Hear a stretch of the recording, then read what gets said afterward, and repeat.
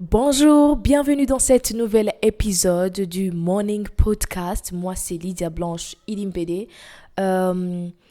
Ndabahaye ikaze muri iki kiganiro cacu ca Morning Podcast, abo tumaranye iminsi muri ati teme turiko turaganira kuri le monde des rêves, the realm of dreams, canke kw'isi y'indoto, yasi tubamwo tugiye kuryama, vya bindi turota mw'ijoro tutari conscient canke consciente. Alors kubo tumaranye iminsi kuva muri episode ya mbere, ya kabiri, ya gatatu ndabashimiye. Ndabibutsa ko iyi ni episode ya nyuma y'iyi thème, hama le mois prochain tuzoca tuja ku yindi thème. Alors aujourd'hui I'm so excited kubera ko franchement sinari ki parcours twoyigira iyi thème twoshobora kuyipartager kandi twarize ibintu vyinshi. Merci beaucoup à vous, merci beaucoup, ndabashimiye cyane. Hariho ama question amwe twagiye turibaza akatugarukana kandi gusura kuja kurondera no kwiga ibindi vyinshi. Bref, twarabonye ama sorte de rêve, twarabonye abantu bagize ama découverte biciye mu ma rêve bagize, twarize ibintu vyinshi. Alors mugabo uno musi avant de terminer kuri sujet, tutaganira kuri histoire iri un peu en arrière, tuvuze en arrière, turaja inyuma yuko Albert Einstein abaho, turazaganira inyuma avant yuko Newton abaho, inyuma yuko babandi bose twaganira kubabaho, avant même Jésus-Christ, turasubira inyuma cane. Donc l'histoire qu'on va partager aujourd'hui, une histoire qui a vraiment marqué le peuple d'Israël, une histoire y'umuhungu yitwa Joseph. Ndisoko peut-être mwari muvyiyatanze parce que iyi histoire ni histoire iri muri Bible itwereka cyane ingene Imana yakoresheje indoto za Joseph, ubuzima bwa Joseph bwose bwagiye burahinduka bivuye ku ndoto. Bref, nibaza ko yari mu madon afise mugabo uno musi turaza kuja un peu indani mu buzima bwe kugira ngo tumenye qu'est-ce qui s'est vraiment passé, hama ingene yashoboye gureisisa iyi parcours yiwe. Bref, turaza gusoma Bible, donc nibaza ko utegura Bible yawe. Turaja muri Genèse 37. Imbere yuko dusoma hari umuntu ariko aribaza Joseph c'est qui? Donc c'est qui exactement? Donc l'histoire ya Joseph kugira ngo ndakwereka ahantu iri hagati na hagati ya Abraham, kandi histoire ya Joseph iri hagati na hagati yuko ubwoko bwa Israël buba ubwoko nyene buba le peuple d'Israël. Donc Joseph ni umuhungu yavutse kuri Jacob, ni umuhungu yavutse muri famille y'abana 12. Joseph ni umwana wa 11, donc afise mutoya wiwe umwe, donc c'est numu avant dernier. Hama Joseph, Bible tubwira ngo yari mu préféré wa papa wiwe kubera ko ngo il a eu dans sa vieillesse, donc yari mu préféra cyane mu bandi bavukana. Et Joseph c'est qui? Joseph ni umwuzukuruza wa Abraham. Donc ne me dis pas que utamuzi Abraham nawe catukirukana tugusohora. Bref, Abraham muramuzi, c'est sokuru wabizera. Abraham Imana yahaye isezerano yuko muri we hazova mwihanga rikomeye. Donc hagati y'isezerano Abraham yaronse na hagati y'uko iryo sezerano rishika ubwoko bwa Israël buba le peuple Imana yatoranije, il y a l'histoire de Joseph. Donc l'histoire de Joseph iri hehe exactement? Iri muri Genèse 37 niho ihera. Joseph, titre ivuga ngo Joseph vendu par ses frères. Joseph vendu par ses frères. Bible itubwira ngo Joseph âgé de 17 ans. Sinza gusoma mu madetail mugabo hari udu point clé tuza tukaragenda turasoma kugira ngo histoire ya Joseph tute gushobora kuyipartager mu ma partie ane, mu ma étape ane, hama uno munsi twige ku buzima bwiwe. Joseph âgé de 17 ans faisait paître le troupeau avec ses frères. Cet enfant était auprès des fils de Bilha, soit. Et Joseph rapportait à leur père leurs mauvais propos. Oh là là, Joseph. Murumva ko Joseph yari umwana arapporta kuri papa wiwe ivyo yumvise bakuru we bagize, ivyo bakoze nabi, ainsi de suite. Donc murumva ko Joseph yari umuhererezi, yari vraiment umuhererezi. Toi vraiment Joseph, faut pas tout dire, hein. Je abonné byose ntibashabivuga. Joseph âgé de 17 ans, il faut souligner ça. Turabandanya, Joseph âgé de 17 ans, umurongo ushaka ko duhagarikirako baravuga Israël aimait Joseph plus que ses autres fils. Verset 4 haravuga ses frères virent que leur père l'aimait plus que tous et ils le prirent en haine. Ils ne pouvaient lui parler avec amitié. Donc abo bavukana batangura kumugira ishari, ni ibintu bishika kenshi mu buzima bwacu. Même aujourd'hui umwana akundwa cyane, hari igihe abo bavukana baca bamwanka canke bakamugira ishari. Donc c'était tout normal. Ahantu vyagiye kwiyagrava ni le jour où Joseph a eu son premier rêve canke yaronse songe yiwe ya mbere. Alors aha rero niho hari intéressant, niho dushaka tuhagarikire niho nshaka duhagarikire gose muri iyi episode yacu uno munsi. Ni verset 5, donc turi kuri chapitre 37 verset 5 havuga ngo Joseph eut un songe et il le raconta à ses frères qui le haïrent encore davantage. Umviriza yaje gusuka, yasutse ntuziya mu muriro, yasutse amavuta mu muriro, yaravyakije. Donc bari basanzwe bamwanka, mais de dire qu'il a eu un songe, encore plus le songe ngene yari imeze yari genre ayu nomo. Donc turabandanya munsi haravuga ngo nous étions et il leur dit écoutez donc ce songe que j'ai eu. Arababwira ngo reka ndababwire indoto naronse. Nous étions alliés des gerbes au milieu des champs. Twari ko turatekera imigunda bon sinzi ko ndabigira neza, translating neza. Des gerbes au milieu des champs, et voici ma gerbe se leva et se tint debout, et vos gerbes l'entourèrent et se prosternèrent devant elle. Uyabonye bari mu ishamba canke mu murima bariko baratekera imigunda y'ivyatsi, hama ngo abona uwiwiwe uwo yatekeye urahagurutse, hama ngo iyindi migunda yabo bavukana ngo ikirawunamira uwo wiwiwe. Donc muriko murumva iyi histoire nkuko twabiganiriye mu misi iheze, urumva ko Joseph yaronse songe bivanye n'ubuzima babayeho. Bari babayeho ubuzima bwo kuja mu ishamba kurima, guca inkwi n'iki. Donc murabona ko Imana yamuganije mu ndoto ziwe bivanye n'ibyo asanzwe abona n'ibyo asanzwe abayemo. Turabandanya ku murongo ukurikira. Et ses frères lui dirent, est-ce que tu régneras sur nous? Est-ce que tu nous gouverneras? Et ils le haïrent encore davantage à cause de ses songes. Mais il y eut encore un autre songe. Joseph Niyumva. Il y eut encore un autre songe et il le raconta à ses frères. Et le problème, nous que Joseph yagoma raconta ivyo yabonye vyose à ses frères. Bref, ndiko ndasoma histoire ya Joseph, I was like, nibaza ko yari akiri mutoya, il avait 17 ans, hama nta wundi yari afise kubibwira ivyo yarose, yategerezwa kubibwira abo bavukana. Hama I was like, man, Joseph yari karamakinga mistake, yari karagira une erreur. Il faisait l'erreur yo guhakonta ivyo yarose. Mugabo canumva asubiye gutega intege ko Imana no mu ma erreur yacu tugira kutamenya, Imana irazi kuvyarinya bikaza gutuma destine yacu kandi isubira ishitsa destine yacu. Donc Imana ntifata ibyiza gusa wakoze, Imana ntifata ibintu wakoze neza gusa ikabiterateranya, hama iyo shene ikaza gushika kuri destin yawe. Mugabo Imana na twatundi wakora nabi iradukoresha ikakwigisha, hama ugashika hahandi muri ya destine yawe. Donc il faut aussi souligner ça. Naho Joseph yagize erreur yo kugoma raconta histoire yiwe, murabe ngene Imana yakoresheje aba ba frère biwe kumushikana kuri donc kuri ntuze yiwe. Donc l'histoire ngene ibandanya tuza kubandanya gusoma ama verset.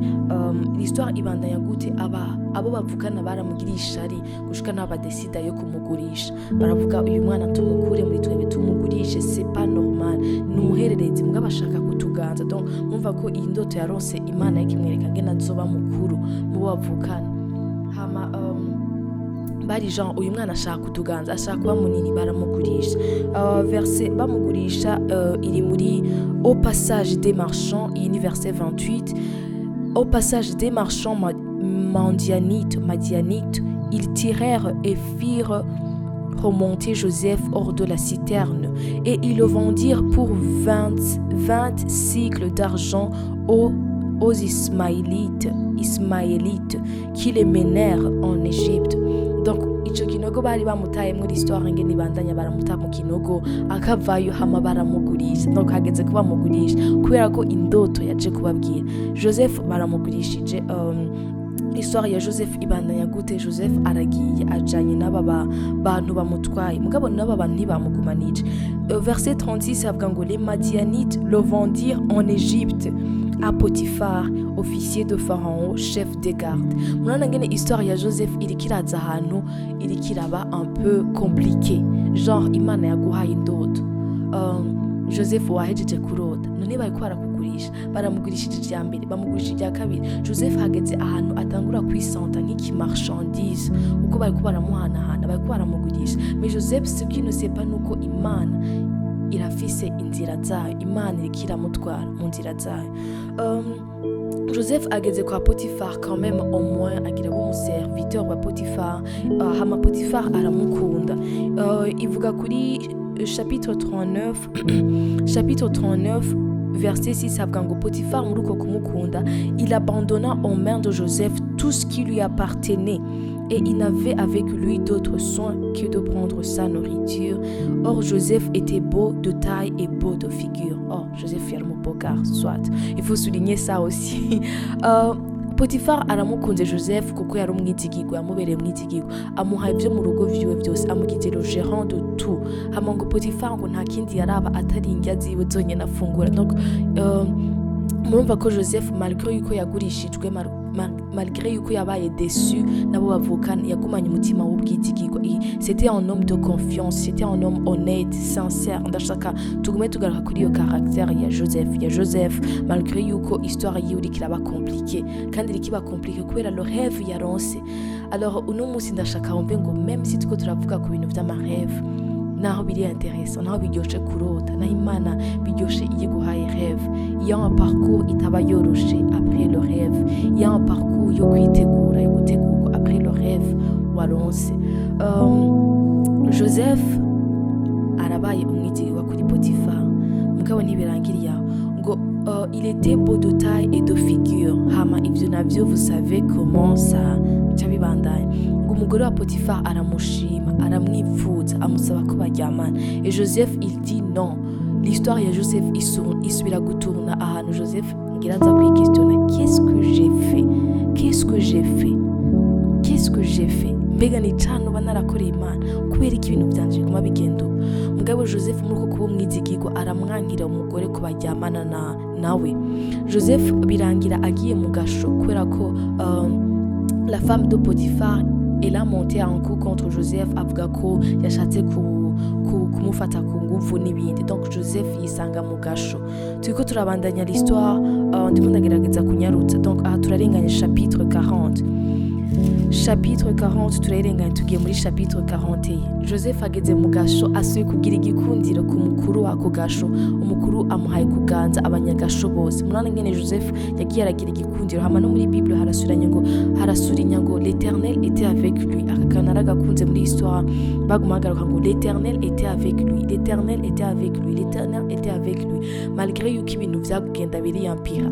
Hama arageze mu gasho Joseph. Alors Joseph ageze mu gasho, haje abagabo babiri bakorera ibwami, abagabo babiri bakoreye amakosa umwami, abagabo babiri bashitse mu bafunzwe hamwe na Joseph. Hama ni Joseph abatwara. Umunsi umwe mu gatondo Joseph aje kubaraba, asanga bose bagiriye indoto rimwe. Iyo ndoto sinza kuyigaruka ko mugabo ngo Joseph arabasigurira ivyo barose ivyo ari byo. Guhama uko yabibasiguriye niko vyagenze. Umwe baramumanitse, uyundi asubitswa mu bikorwa vyiwe. Mais ahantu hari très important ni muri iyi chapitre, turi kuri chapitre 40 pardon, ni verset ya combien? Ni verset ya 14. Verset ya 14 turabona ngene Joseph ahejeje gusigurira izi ndoto aba bantu. Yarabwiye umwe ngo mais souviens-toi de moi quand tu seras heureux et montre, je te prie, de la bonté à mon égard, parle en ma faveur à Pharaon et fais-moi sortir de cette maison. Joseph yarageze ahantu ntiyabona inzira yo gusohoka muri agasho, ntiyabona ibintu vyaho bizoherera, ntiyabona histoire yiwe, byari flou, byari compliqué. Même si l'Éternel était avec lui, hari igihe Imana itakubwira ce qui va suivre, hari igihe Imana itakubwira ngo ejo bizoba bimenze uko. Joseph aba ahantu peut-être yarabaye désespéré, hama arabwira uyu muntu ngo nyibuka, uzonyibuke niwashika ibwami, uzonyibuke. L'histoire de Joseph irabandanya mugabo imbere yuko tubandanya l'histoire de Joseph ingene irangira, ndashaka ndabereke en 3 étapes ingene Joseph après son rêve ama étape atatu yaciyemo. Joseph étape ya mbere il a raconté à ses frères, twabibonye, il a raconté à ses frères, il a fait une erreur de raconter à ses frères, mugabo naho yari erreur, histoire yiwe ntiyaciye hagarara, yarabandanije.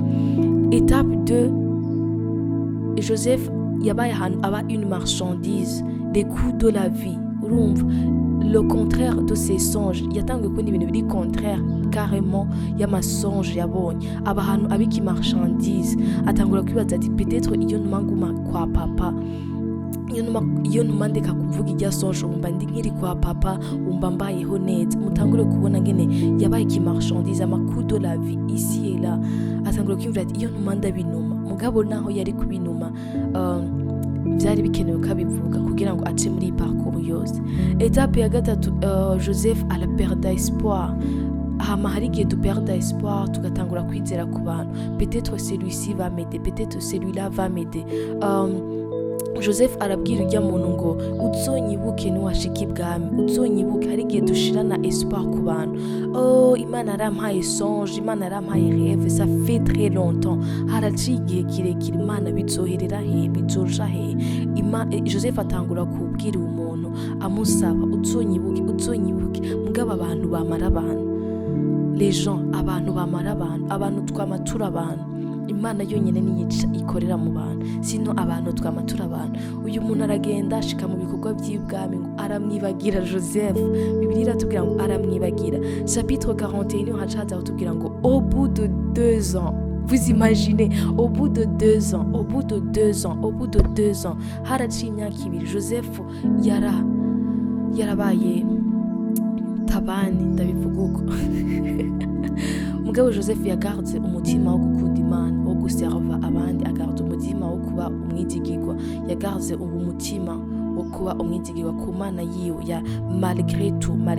Au bout de 2 ans ijuru riramwibuka, au bout de 2 ans Imana yicaye mu ijuru avuga ati voici mon fils, igihe kirageze, yambereye umwizigirwa, yarabaye umwizigirwa.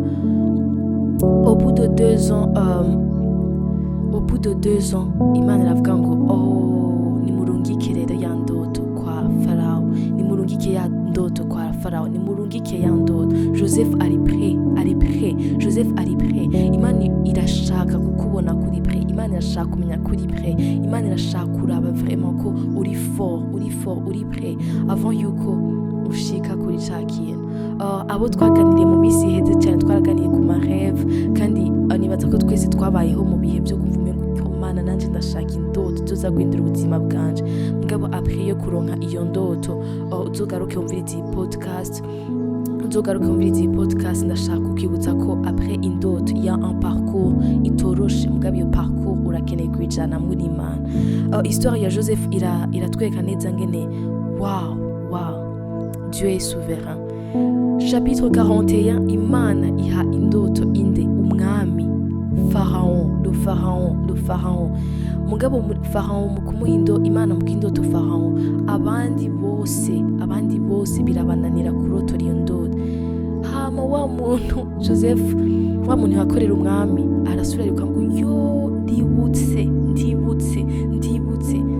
Hari abantu bakwibagiye, hari abantu bakora ikintu bakwibagiye, hari abantu mwavuganye ibintu bakwibagiye, mugabo igihe kitarashika ntibazopfa bakwibutse. Uyu muntu aramwibuka Joseph, hama amwibutse Joseph arabwira umwami ngo ndatse umuntu yandotoreye indoto igihe nari mu gasho. Joseph ngene bamukuye mu gasho n'igihutihuti. La Bible ivuga kuri iyi verset ndayikunda ngo Pharaon fit appeler Joseph, ini chapitre 41 verset 14, ngo fit appeler Joseph, on le fit sortir en hâte de prison, il se rasa, changea de vêtements et se rendit vers Pharaon. Aritegura, aramuta neza, hama yitegura kuja ibwami. Et là, c'est là où l'histoire de Joseph va tourner. Niho histoire ya Joseph iza gutourna. Niho tuza kubona ko réellement Dieu est Dieu. Et réellement Dieu est Dieu. Réellement Dieu change des vies. Réellement Dieu irashitsa ivyo yavuze. Imana irashitsa ivyo yavuze ku buzima bwacu. On a parlé beaucoup de choses ku bintu bijanye n'amarêve. Mugabo no musi ndashaka mbere yuko turangiza twibuke ko Dieu est Dieu. Imana iguha indoto itaguha indoto. Dieu est Dieu. Imana ishitse indoto yayo canke Imana nimba itarayishitsa. Dieu est encore Dieu et Dieu est souverain. Mu gihe co kurindira Imana kwiguha indoto, mu gihe uri kurarindira Imana kishitsa indoto yaguhaye, Dieu est Dieu et Dieu est souverain. Ntureke kuba umwizigirwa ku Mana. Ntiwicire inzira zawe zo ku ruhande parce que Dieu est Dieu et Dieu est souverain. Dieu est Dieu et Dieu est souverain. Ndakunda Imana yacu. L'histoire de Joseph iraza guhinduka, ararotorera indoto umwami. Kuri verset ya 37 achavuga ngo ces paroles plurent à Pharaon et à tous ses serviteurs. Et Pharaon dit à ses serviteurs, trouverions-nous un homme comme celui-ci ayant l'esprit de Dieu en lui? Baravuga ngo nta wundi muntu twoshobora kuronka abikora. Sinashatse cyane kuja mu madetail y'indoto Pharaon yarose yaje gushanja l'histoire de l'Égypte. Muga murabona ngene Imana yakoresheje uyu muhungu Joseph muri histoire ya Egypte. Nibaza ko n'aba-Egyptiens ari histoire batazopfa bibagiye. Alors tugaruke uno musi kuri morning podcast yacu. Uno musi tugaruke après avoir écouté l'histoire ya Joseph, ni giki usubiye kwiga. Après avoir écouté podcast ya episode ya mbere ya kabiri ya gatatu, ni giki wumva gukora, ni giki wumva kwiga. Jewe ikintu nize ni kuba umwizigirwa ku Mana, kuba umwizigirwa ku majambo y'Imana, kuba umwizigirwa kuri la parole de Dieu. Muri parcours ya rêve uba waronse, muri parcours aho uba uri kurabaho ubwo buzima. Merci beaucoup de m'avoir écouté, merci beaucoup. Franchement ndaryohewe ko duhejeje iyi thème. Ntituyihejeje kuko ni thème iri tellement vaste, mugabo ni kubera ko twari twihaye ama episode ane. Aha niho turangirije iyi thème yacu ya le monde des rêves. Mu gihe witegura kubaho ubuzima buryoshe, mu gihe witegura kuronka indoto zihindura ubuzima bwawe, ndashaka ngo witegure aussi no kujana n'Imana muri iyo parcours, parce que sans Dieu urariska kuba perturbé. Sans Dieu urariska gusanga ibintu vyawe bitariko biragenda neza. On a besoin de Dieu, turakeneye Imana, turakeneye la parole de Dieu. Alors lis la parole de Dieu, je vais lire la parole de Dieu moi aussi de mon côté. Hama Imana igihe nicashika izoshitsa ivyo yavuze, igihe nicashitsa izoguha indoto.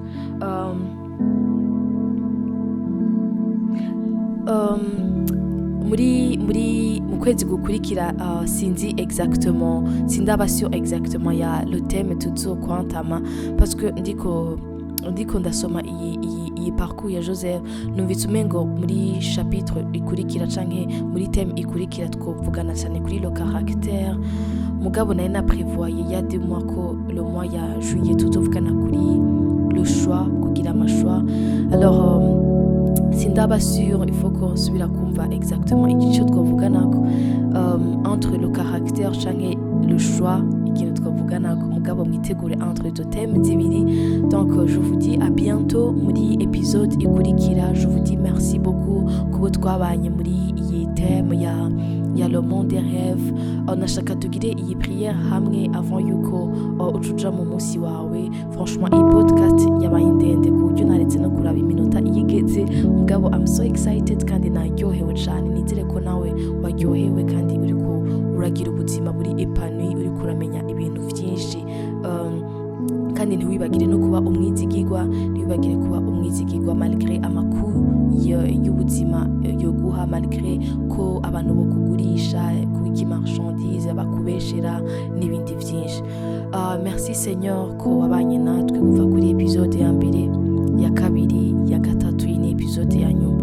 Seigneur twarize ibintu byinshi ku ma sorte de rêve, twarabonye amarêve yahinduye ubuzima na le monde en tout. Seigneur twarabonye ko ari utanga amarêve, ni utanga amarêve kandi niwe wakreye le monde des rêves kugira ngo tuyibemwo tube épanoui. Seigneur ndasenga kugira ngo umuntu yumviriza iyi podcast, iyi morning podcast, kubahora bagira amakoshma, kubahora bagira indoto zibi, mwami ngo bihagarare uyu munsi nyene. Merci Seigneur ko wabanye natwe, merci ko hariho ikintu gishasha waremye mu mitima yacu. Merci Seigneur ko ibyo tunyotewe cyane si indoto, si ingabire, si ibintu biri surnaturel, sama miracle mwami turondera, ariko ico ca mbere twifuza ni kujana nawe mu buzima bwacu bwose. Mwami ico twifuza ni kukubona turyamye canke dukanuye, ico twifuza ni kukubona mu buzima bwacu mu mpande zose. Dawidi ntiyavuze ngo naho numanuka ikuzimu naho uriyo. Mwami ndagushima kuri Imana nziza kandi uri Imana mu makwa yose y'ubuzima. Umwe wese mu byo bari karacamwo, uno munsi hari ibyo ndiko ndacamwo bitoroshe, uno munsi hariho ibyo uri karanyumviriza ari karacamwo bitoroshe. Mwami mu histoire yacu uko atandukanye, uko ari différent, mwami reka umwe wese ubane nawe kandi udukomeze. Merci Seigneur, merci Jésus, nous disons merci, turagukunda. Merci beaucoup, urakoze. Alors, merci beaucoup à vous. Tuzosubira muri podcast ikurikira. N'oublie pas de partager à quelqu'un. Hama iyi podcast ni ndende, bishobotse uyumvirize peut-être imbere yuko uja kuryama cyangwa uyumvirize mu gatondo, aho vyokorohera byose ni sawa cyane. Yari Lydia Blanche muri Morning Podcast. Je vous dis à bientôt. Merci beaucoup.